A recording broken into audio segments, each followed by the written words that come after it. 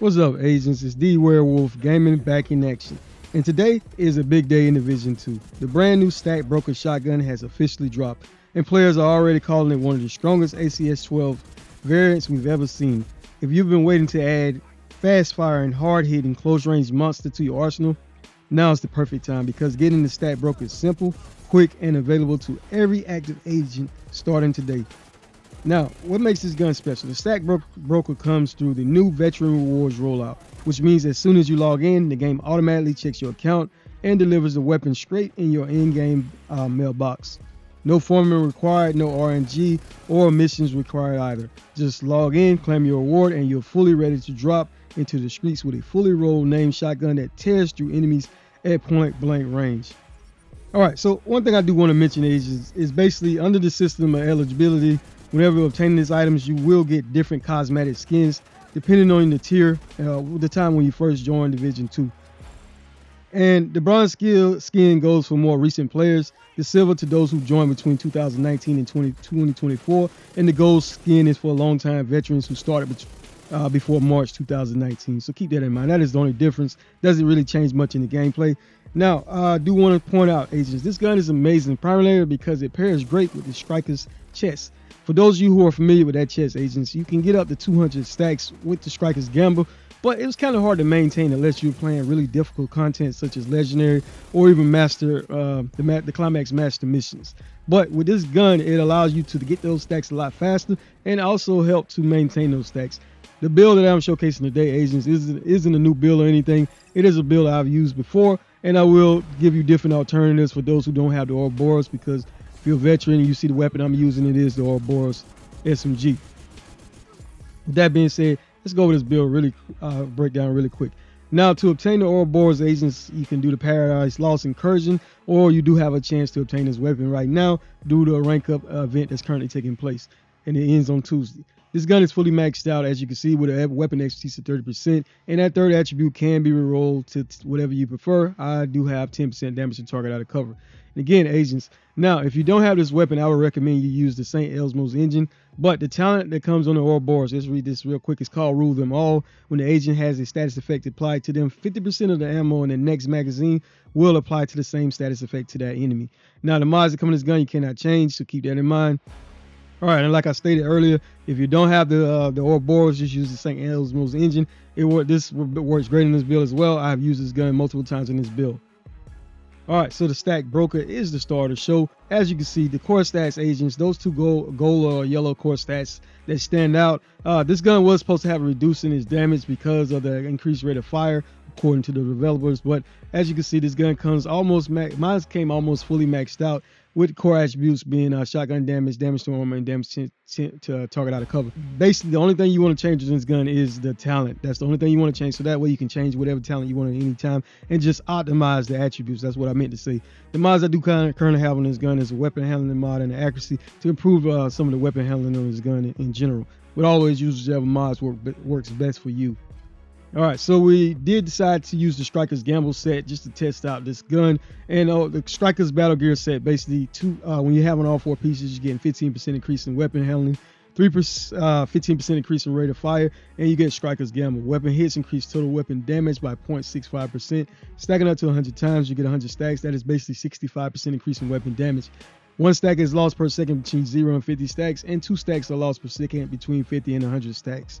As far as the core attribute, I do have an armor core, but if you notice right there, agents, I can reroll that to whatever I prefer.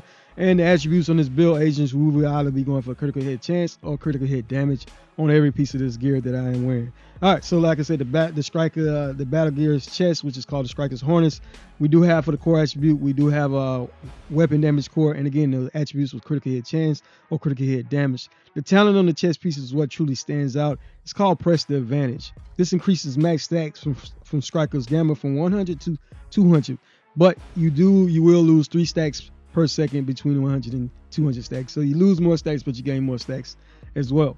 Overall, this will allow you to do a lot more damage. And all right, the holster is the third piece of the Battle Gear set.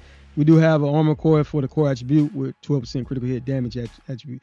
Now, I did decide to wear the name Seska knee pads, which is called turmoil, and the core attributes are weapon damage comes automatically with critical hit chance or critical hit damage. The talent is what truly stands out. It's called Bewildered. When dealing weapon damage to an enemy, 50% of the damage dealt will be dealt to another enemy within 30 meters instead. When there are no enemies nearby, you deal normal damage. This does not apply to armor plates though. So agents, I know a lot of agents don't like using this, but overall it works great. You will see in the gameplay. And the fourth piece of the Striker's gear set is the gloves. And the core attribute is the armor core. And again, we do have a 12% critical hit damage attribute. And the backpack is, we decided to utilize the Memento exotic backpack, which comes with all three cores. That is weapon, armor, and skill tier. And the talent is what truly stands out on this backpack, agents. It's called Kill Confirm. Enemies you kill drop a trophy on death.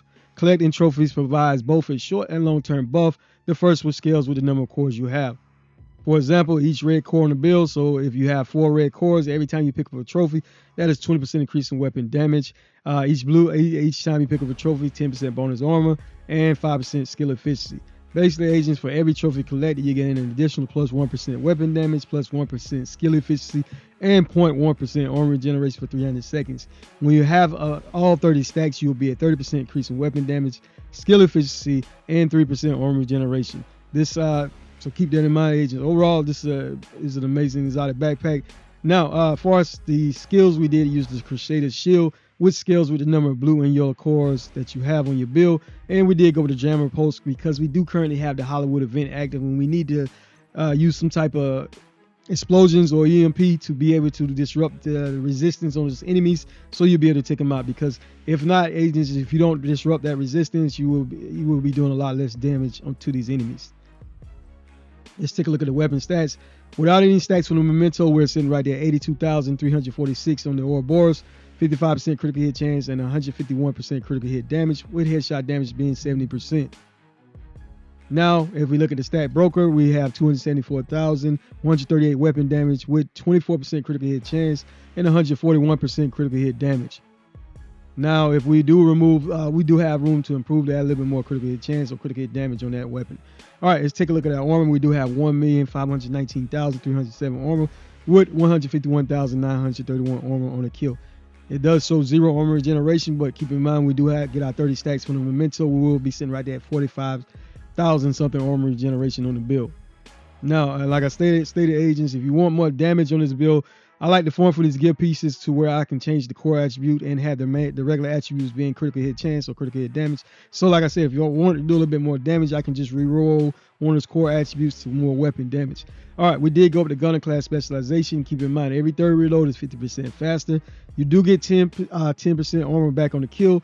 And also you generate 10% of your ammo capacity every 60 seconds, and party members will receive 5% of that.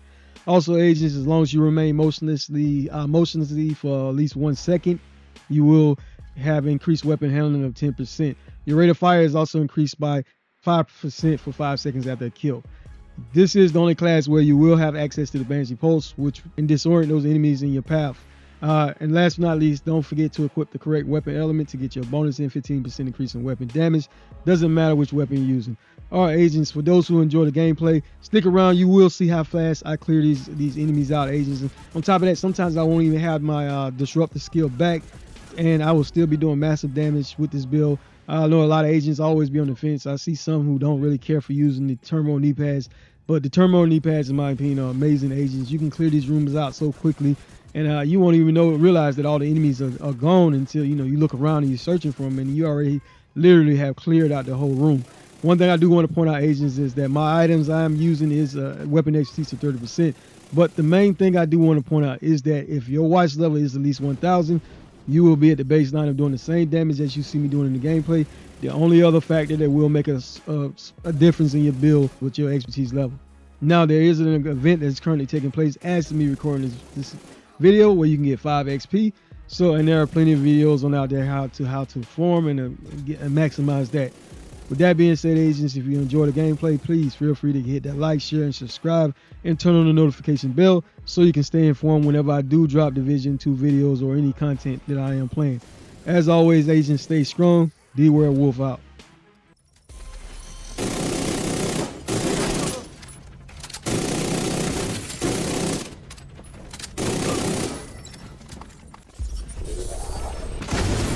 Hostile positioning now removed.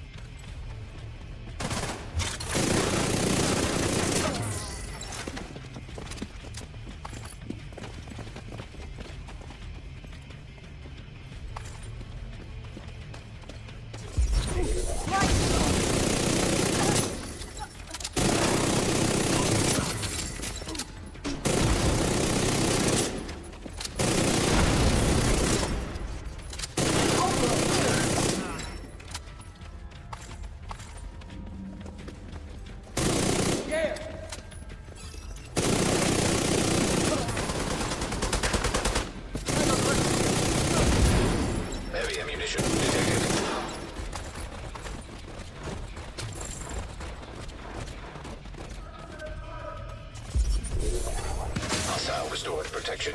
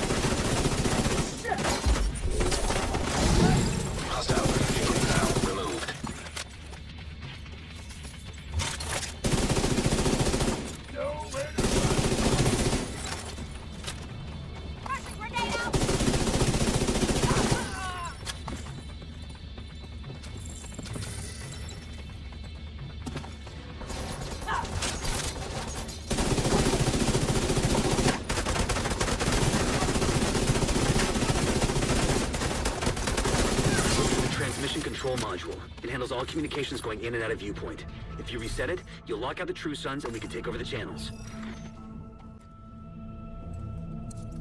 Okay, stay by the module and make sure it completes the reset sequence.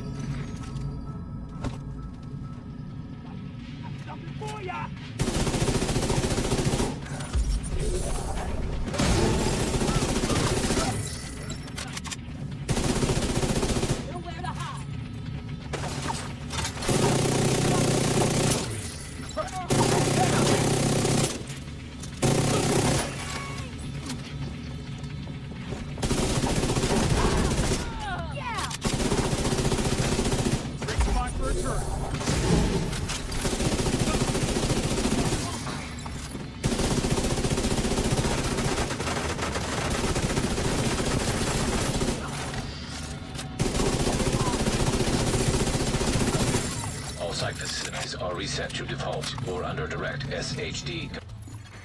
System disrupted. As long as that EMP jammer is active, take it out. Structural integrity at 75%. Agent, you've got to stop waiting. Need that resource. Hostile protection removed. System restored. Vital signs critical. System malfunctioning. System activated. System disrupted.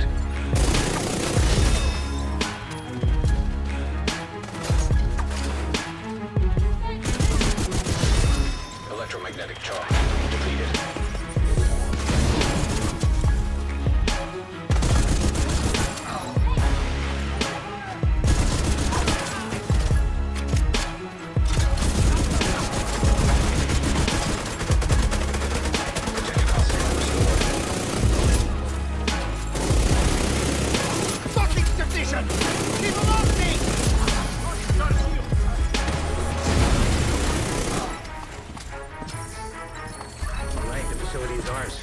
True Sons just lost a powerful tool for